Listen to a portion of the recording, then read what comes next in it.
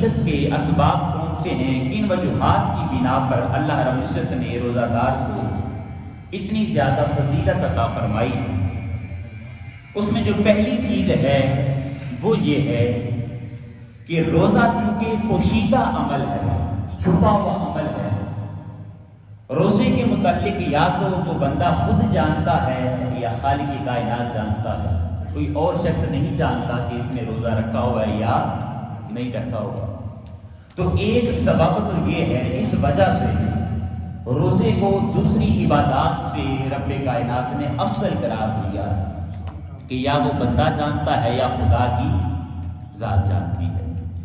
اسی طرح دوستان سیوا کار، روزے کی فضیلت کا جو دوسرا سبب ہے وہ یہ ہے کہ روزہ انسان کے نفس کو مارتا ہے، انسان کی ذات کی نفی کرتا ہے۔ باقی اگر ہم عبادتیں دیکھتے ہیں، اگر نماز کو دیکھا جائے، حج کو دیکھا جائے یا دوسری عبادتوں کو دیکھا جائے، زکوٰۃ کو دیکھا جائے، تو اس میں زیادہ مشقت نہیں ہے، انسان کو مشکلات کا سامنا نہیں کرنا پڑتا، پریشانیوں کا سامنا نہیں کرنا پڑتا۔ لیکن روزے کے اندر انسان مشقت اٹھاتا ہے، مصیبت کے اندر مبتلا ہوتا ہے، پیاس کو برداشت کرتا ہے، بھوک کو برداشت کرتا ہے۔ تو اسی وجہ سے رب کائنات نے روزے کو دوسری عبادتوں سے افضل قرار دیا۔ پھر اس سے اگلا پوائنٹ ہے وہ یہ ہے کہ روزہ، جیسے میں نے پہلے عرض کیا کہ یا تو انسان جانتا ہے یا خدا کی، بولیے ذرا، ذات جانتی ہے، خدا جانتا ہے۔ اور روزے کے اندر ریاکاری نہیں ہے، دکھلاوا نہیں ہے۔ باقی عبادتیں، مثلا ہم نماز پڑھتے ہیں تو نماز بے شک انسان جتنی بھی خشوع و خضوع کے ساتھ ادا کر رہا ہو، لیکن دوسرے دوستوں کو، احباب کو پتہ ہوتا ہے کہ فلاں بندہ کیا کر رہا ہے، نماز پڑھ رہا ہے۔ اسی طرح زکوٰۃ ہے، زکوٰۃ ٹھیک ہے، اگر کسی اور بندے کو معلوم نہ بھی ہو تو کم از کم جس کو زکوٰۃ دی جاتی ہے اس کو تو پتہ ہوتا ہے نا کہ میں نے زکوٰۃ وصول کی ہے، اس نے دی ہے۔ اسی طرح حج کی بات کریں تو حج بھی جب انسان کرتا ہے تو بہت سارے افراد اس کو تک رہے ہیں۔ اور آج کے زمانے کی اگر بات کروں تو انسان تو ویسے ہی جب مکہ مکرمہ چلا جاتا ہے یا مدینہ منورہ جاتا ہے تو ہر مقام کی وہ سیلفی بنا کر سوشل میڈیا پر ڈال رہا ہے۔ جی، آج کل ہم عبادت سے زیادہ اس کو فضیلت دے رہے ہیں، تو اس کے ساتھ بھی ہمیں دھیان کرنے کی ضرورت ہے۔ تو باقی جتنی عبادتیں ہیں ان کے اندر ایک دکھلاوا ہوتا ہے، ریاکاری ہوتی ہے، لیکن جو روزہ ہے دوستان جی بکار، یہ ریاکاری سے کیا ہے، پاک۔ پھر اسی طرح روزے کی فضیلت کا ایک اور سبب ہے وہ یہ ہے کہ روزے کے اندر انسان کھانے پینے سے رک جاتا ہے۔ اور خدا کی ذات جو ہے، مجھے بتائیے کیا خدا کی ذات کھاتی ہے یا خدا کی ذات پیتی ہے؟ بلکہ اللہ رب العزت کی ذات ذی وقار وہ کھانے سے اور پینے سے کیا ہے، پاک ہے۔ تو جب کوئی بندہ روزہ رکھتا ہے تو اس کا مطلب یہ ہے کہ وہ خالق کائنات کی صفت اپنے اندر پیدا کرنے کی کوشش کر رہا ہے، وہ بھی بھوک کو برداشت کر رہا ہے، پیاس کو برداشت کر رہا ہے۔ تو انسان جب رب کائنات کی صفت پر عمل کرتا ہے، بھوک کو برداشت کرتا ہے، پیاس کو برداشت کرتا ہے، تو خالق کائنات اس انسان کو اپنی قربت عطا فرماتا ہے، اس انسان کو اللہ رب العزت اپنی قربت عطا فرماتا ہے۔ اسی طرح حاضرین ذی وقار، اب روزوں کی جو حکمتیں ہیں ان کی طرف بڑھنا چاہیں گے کہ روزہ انسان کو کیا عطا فرماتا ہے، کیا چیز عطا کرتا ہے۔ اس میں جو پہلی چیز ہے جو قرآن کریم کے اندر بھی اللہ رب العزت نے نقل فرمائی ہے وہ کیا ہے، جو انسان روزہ رکھتا ہے اس کا مقصد یہ بیان فرمایا، لعلکم تتقون، اے انسان اگر تو رمضان کے روزے رکھے گا تو اللہ رب العزت تمہیں متقی بنا دے گا، تجھے پرہیزگار بنا دے گا، تمہیں عبادت گزار بنا دے گا۔ تو روزہ انسان کو تقویٰ کی دولت سے سرفراز فرماتا ہے۔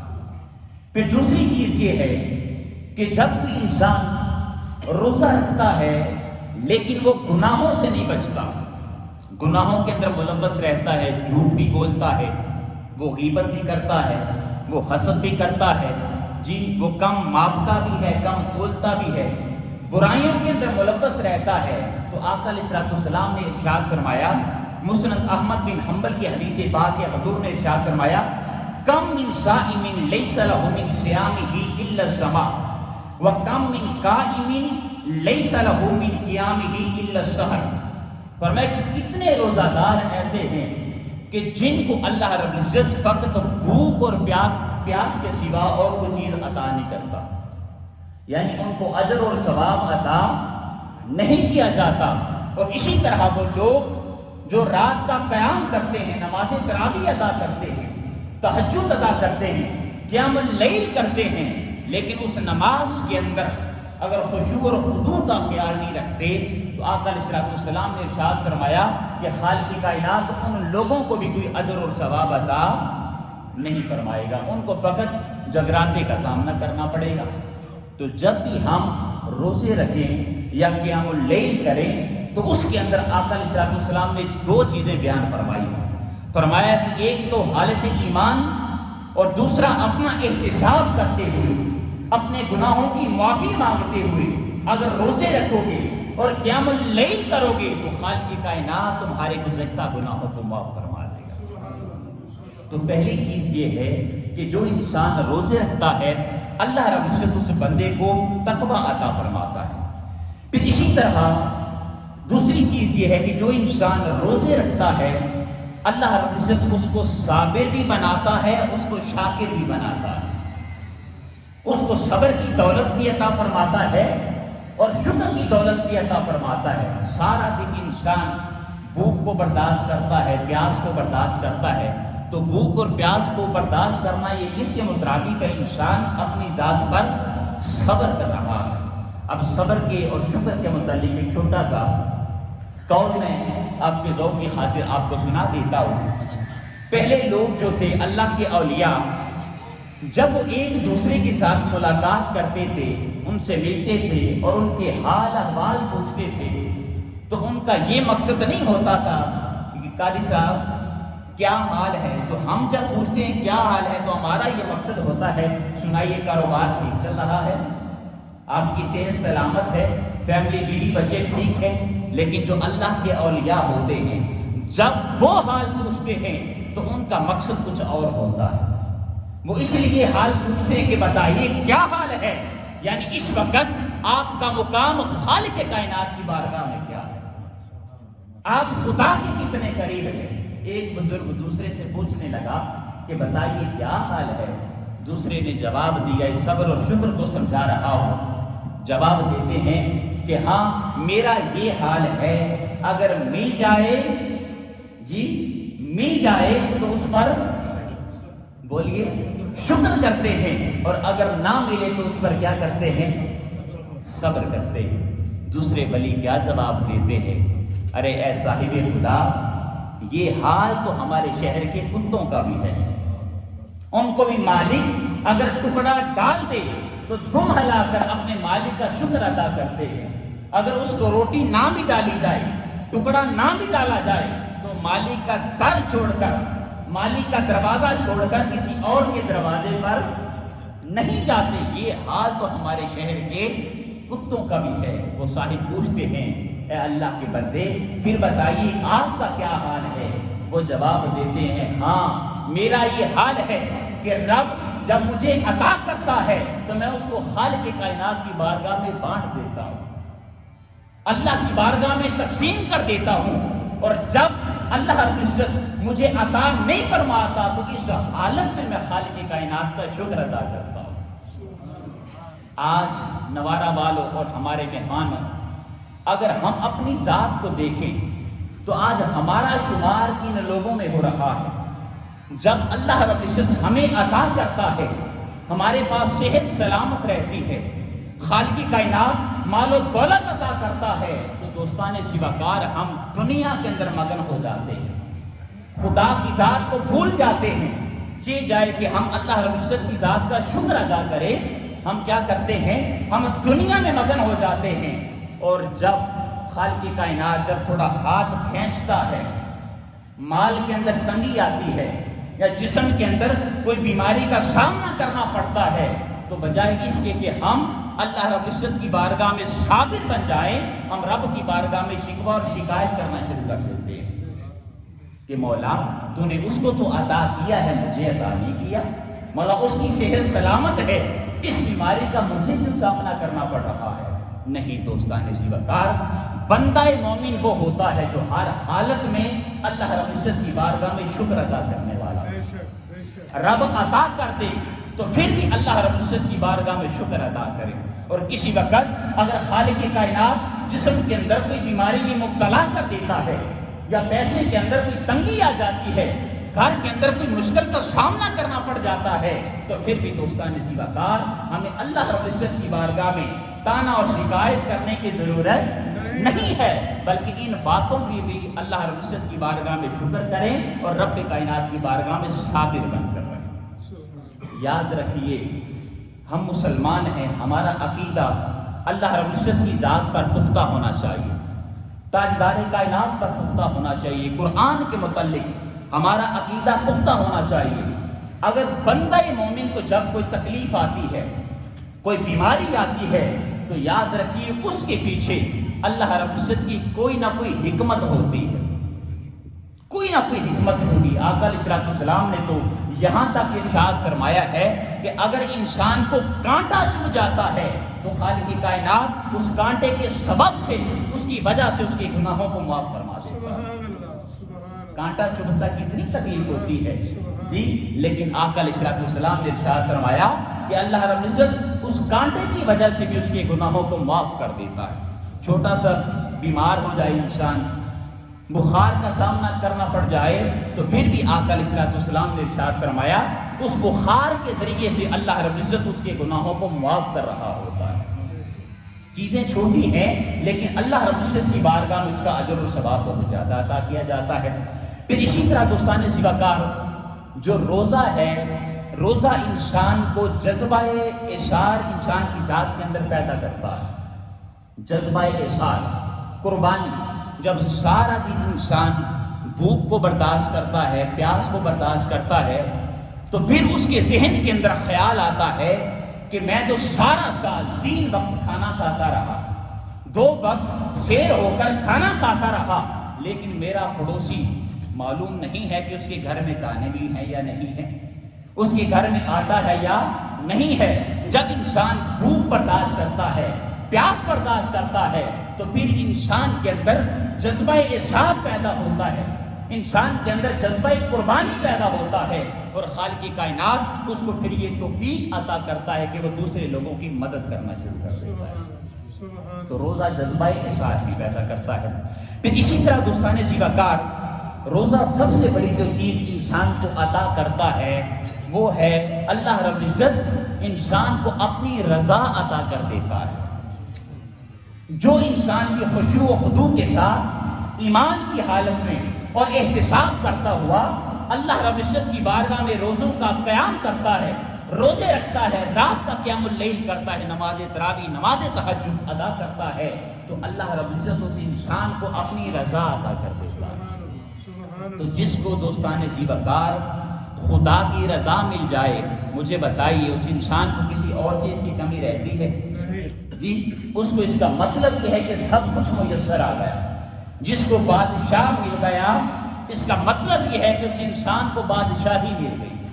اگر کوئی شخص کسی بادشاہ کے ساتھ اچھا تعلق رکھنے والا ہو اور بادشاہ اس پر خوش ہو جائے، تو جو وہ مالک کا نوکر اس بادشاہ سے طلب کرے گا، بادشاہ عطا کرے گا یا نہیں عطا کرے گا؟ اور دوستان زیواکار وہ تو کل کائنات کا مالک ہے، اللہ رب العزت کل کائنات کا مالک ہے۔ جو انسان عاجزی کے ساتھ، انکساری کے ساتھ اللہ رب العزت کی بارگاہ میں جھک کر جو کچھ طلب کرتا ہے وہ تو انتظار کر رہا ہے، اے میرے بندے میری بارگاہ سے سوال کر، مجھ سے مانگ، کیا مانگتا ہے میں تجھے عطا کرتا ہوں۔ وہ تو انتظار کر رہا ہے۔ اب ہمیں اپنی جھولیوں کو پھیلانے کی ضرورت ہے، اور رمضان المبارک کا مہینہ دوستان زیواکار عظیم الشان مہینہ آنے والا ہے۔ اب اسی طرح رمضان المبارک کے اندر آقا علیہ السلام کے معمولات کیا تھے، یعنی کن چیزوں کو حضور نبی کریم صلی اللہ علیہ وسلم ملحوظ رکھتے تھے۔ اب اس کی ذیل میں کہنے کے تو بہت کچھ ہے، لیکن ایک دو حدیث مبارکہ آپ کی گوش گزار کر دیتا ہوں۔ جب رمضان المبارک کا مہینہ آتا تو آقا علیہ السلام صحابہ کرام کو مخاطب فرماتے اور ارشاد فرماتے ما تستقبلون ماذا یستقبلکم، اے میرے صحابیوں، مجھ سے محبت کرنے والوں، تم کس کا استقبال کر رہے ہو؟ اور آگے کیا ہے؟ ماذا یستقبلکم، اور کون تمہارا استقبال کر رہا ہے؟ حضرت عمر فاروق رضی اللہ تعالیٰ عنہ ہاتھ جوڑتے ہیں، آقا علیہ السلام کی بارگاہ میں عرض کرتے ہیں، یا رسول اللہ صلی اللہ علیہ وسلم، آپ کس کے متعلق ارشاد فرما رہے ہیں؟ کیا کسی وحی کا نزول ہونے والا ہے یا کسی کے ساتھ جنگ ہونے والی ہے؟ آقا علیہ السلام نے ارشاد فرمایا نہیں، فرمایا ان اللہ یغفر فی اول لیلۃ من شہر رمضان لکل اہل القبلہ۔ بڑی خوبصورت حدیث پاک ہے۔ ارشاد فرمایا کہ جو انسان رمضان کی پہلی رات کو پا لیتا ہے، پہلی رات کی بات ہوئی ہے، اول لیلہ، فرمایا کہ جو بندہ رمضان کی پہلی رات کو پا لیتا ہے تو خالق کائنات اہل قبلہ کی بخشش اور مغفرت فرما دیتا ہے،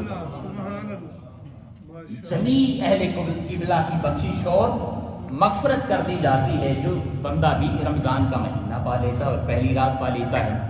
اسی طرح دوستان جیواکار، سحر اور افطار، سحری کرنا، افطاری کرنا، یاد رکھیے ہم سے پہلے جو امتیں تھیں ان کا شیڈول روزوں کا کچھ اور ہوا کرتا تھا، وہ سحری کا خیال نہیں رکھتے تھے، لیکن آقا علیہ السلام نے سحری کی بہت زیادہ فضیلت بیان کی ہے۔ ایک دو حدیث مبارکہ آپ کی گوش گزار کرتا ہوں۔ ارشاد فرمایا، صحیح بخاری کی حدیث مبارکہ ہے، حضرت انس بن مالک رضی اللہ عنہ آپ روایت کرنے والے ہیں، قال رسول اللہ صلی اللہ علیہ وسلم تسحروا فإن فی السحور برکہ، ارشاد فرمایا کہ سحری کیا کرو کیونکہ سحری کے اندر خالق کائنات نے اپنی برکات کا نزول فرمایا، اپنی برکت کو رکھا ہے۔ کس کے اندر؟ سحری کے اندر۔ اب برکت کے متعلق دو اقوال ہیں ہمارے پاس، جو محدثین ہیں، احادیث مبارکہ کی تشریح کرنے والے ہیں، وہ اس برکت کا معنی یہ لیتے ہیں کہ جو بندہ سحری کرتا ہے، صبح کے وقت جاگ کر سحری کا اہتمام کرتا ہے، تو خالق کائنات اس انسان کو اجر عظیم عطا فرماتا ہے۔ اب سحری کرتے ہیں، کس کا فائدہ ہوتا ہے؟ بھئی اپنا فائدہ ہوتا ہے نا، لیکن آقا علیہ السلام کیا ارشاد فرما رہے ہیں کہ اللہ پاک اس کو اجر عظیم عطا فرماتا ہے۔ اور دوسری جو حکمت ہے اور وجہ ہے وہ یہ ہے کہ خالق کائنات اس انسان کو جسم کے اندر طاقت عطا فرماتا ہے۔ جب انسان کھائے گا پیے گا تو جسم کو طاقت میسر آئے گی۔ پھر اسی طرح اب اگلی جو حدیث مبارکہ ہے اس کو سنیے گا اور اپنے بختوں پر ناز کیجیے گا، کتنی عظیم حدیث مبارکہ ہے۔ ہم قرآن کریم کے اندر ایک آیت صلاۃ پڑھتے ہیں، ان اللہ و ملائکتہ یصلون، بے شک اللہ کی ذات اور اس کے سارے ملائکہ، لفظ ملائکہ ہے، ملک نہیں آیا بلکہ کیا ہے؟ ایک تو ہمارے یہ ملک برادران بھی ہے نا، ملک یہ برادری ہے، اسی طرح فرشتے کو بھی ملک کہا جاتا ہے جی۔ تو دوستان سیواکار، ملائکہ لفظ آیا ہے کہ بے شک اللہ کی ذات اور اس کے سارے فرشتے آقا علیہ السلام پر کیا کرتے ہیں؟ بولیے، درود بھیجتے ہیں، سلام بھیجتے ہیں۔ اور آئیے اب اس حدیث مبارکہ کو سنیے گا، انہی کلمات کو بیان کر رہا ہوں۔ مسند احمد بن حنبل کے اندر یہ حدیث مبارکہ نقل ہوئی ہے، تاجدار کائنات نے ارشاد فرمایا، فَإِنَّ اللَّهَ وَمَلَائِكَتَهُ، سیم کلمات ہے، ذرا توجہ کیجیے گا، ان اللہ وملائکتہ یصلون علی المستحرین، کہ بے شک اللہ کی ذات اور اس کے سارے فرشتے جو سحری کرنے والے ہیں ان پر درود بھیجتے ہیں۔ اب یہ درود بھیجنا یہاں پر معنی میں نے آپ کے